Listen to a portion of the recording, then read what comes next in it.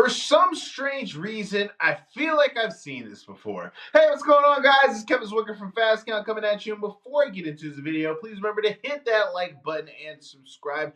It's no shocking secret that in the world of professional wrestling, we have seen countless different examples of recycled storylines or borrowing bits and pieces from storylines that we've seen before. So that part of this isn't brand new or shocking at all. But we have now started to get to a point where it feels like it's becoming more and more abundantly clear that Triple H and the creative team are fresh out of ideas.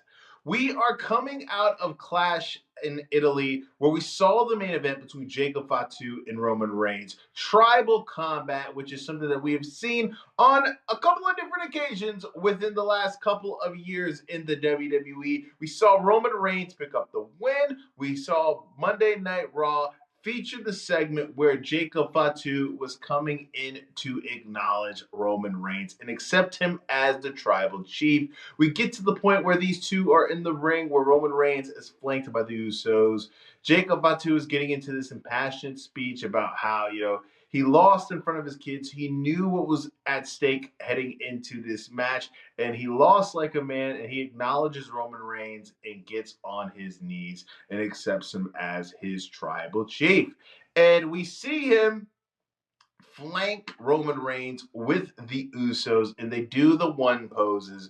And if you guys remember, at the end of the match at Clash in Italy, we saw a tease of the MFTs, and we saw Roman Reigns and the Usos walk up the ramp and say, basically, we're going to take care of them, right?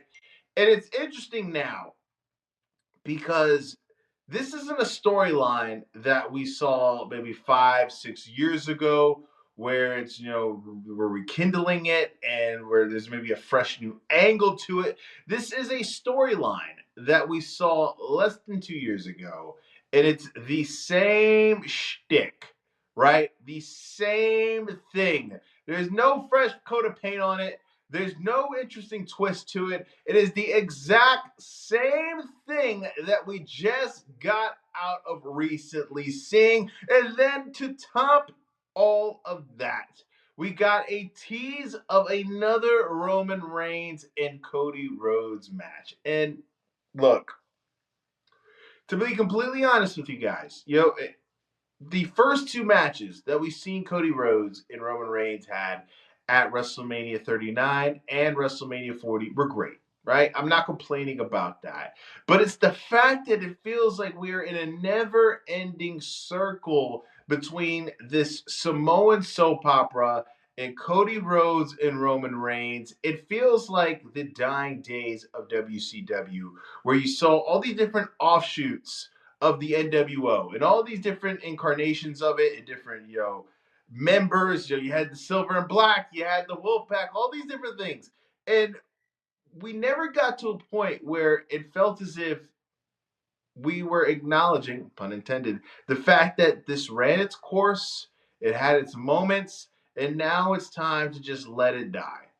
We are now at that point with the Bloodline storyline, in my opinion. I think that for when we talk about the great storylines in professional wrestling, especially in the last decade, I think that the Bloodline is either at the top or near the top. But it's gotten to a point where it's like, let it go. And I think what is going on is WWE and Triple H, they are just so reluctant of trying new things.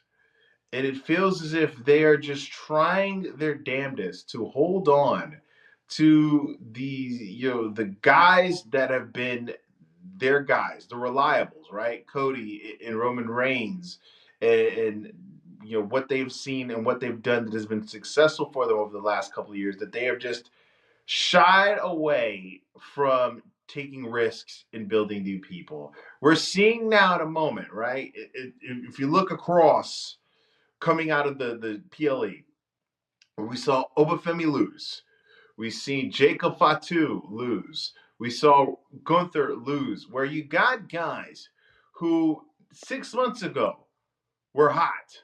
Obafemi, even more recently, since he's been called up, hot. And he's not dead in the water, but you're positioning these guys as background players in the case of Jacob Fatu, and you're taking some of the luster off of guys like Gunther and Obafemi by having them take these losses to where you have to rely on Cody Rhodes and Roman Reigns because you have no other choice because of the other guys around them that could potentially take their place. You have devalued them to the point where it's like they're starting to lose the shine that they previously had by taking these losses, and you're possibly railroading storylines and characters that are obviously very simple to book in the instances of those two guys that I mentioned, and you're just overcomplicating it, and you're putting yourself in a position where you can't even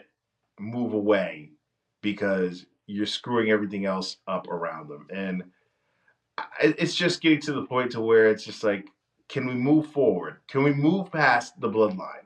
Can we move past Roman versus Cody? Can we try something new?